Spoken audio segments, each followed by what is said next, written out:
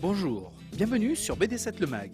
Ce mois-ci au sommaire, un ouvrage pour la jeunesse avec une jeune héroïne, Lou, le retour du célèbre audio Black et Mortimer, dessiné par André Julliard, les nouvelles aventures vrombissantes de Michel Vaillant et le dernier album de Jacques Tardy, moi, René Tardy. Lou est une jeune héroïne, adaptée tout récemment à la télévision, qui est publicitée par le jeune lectorat. Son auteur, Julien Nil, l'a fait vieillir album après album. Nous en sommes aujourd'hui à l'âge de cristal, c'est-à-dire l'adolescence. Le dessinateur y a introduit une pointe de fantastique pour mieux représenter cette période de flottement entre rêve et réalité, entre enfance et maturité. Dans une ville transpercée par de grands cristaux roses, Lou collecte des renseignements pour le gouvernement. Elle trouve malgré tout le temps de sortir en boîte ou de s'occuper de son petit frère qui est obsédé par les dinosaures.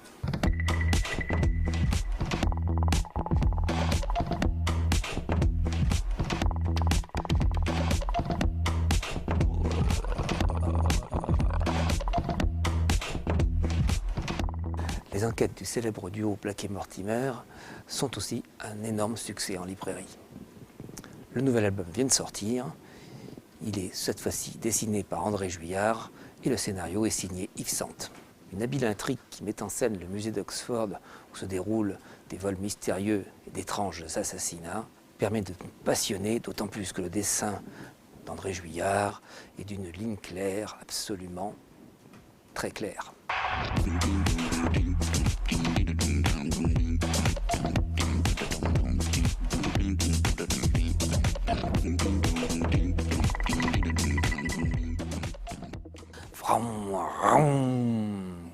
Sans être obligatoirement fan de voitures ou de courses automobiles, quels ne sont pas les plus anciens d'entre nous qui n'ont pas vibré aux exploits sportifs de Michel Vaillant.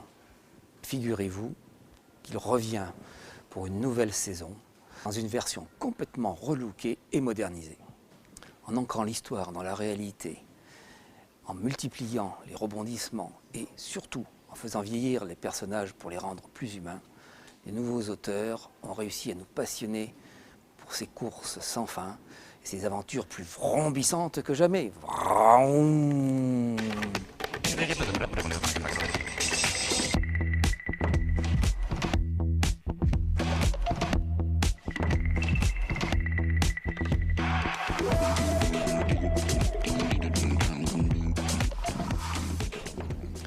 Jacques Tardy, le créateur d'Adèle Blanc-Sec ou l'adaptateur des romans de Léo Malet, Nestor Burma, a eu la bonne idée de mettre en bande dessinée les carnets de souvenirs de son père sur la Seconde Guerre mondiale que ce dernier avait consignés récemment avant de décéder. Et n'ayons pas peur des mots, c'est certainement l'un des événements les plus importants sur le plan littéraire en cette fin d'année.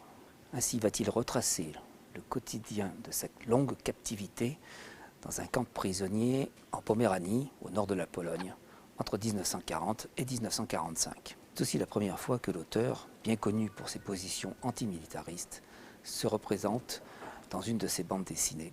Il le fait en culotte courte et en béret, commentant les engagements et le parcours militaire de son père, tout en alternant les passages larmoyants et humoristiques.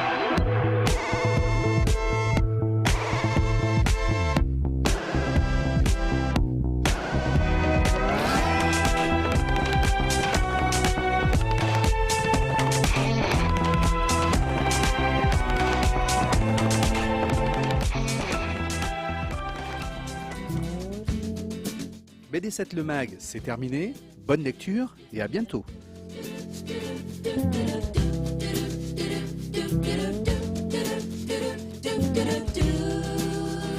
Do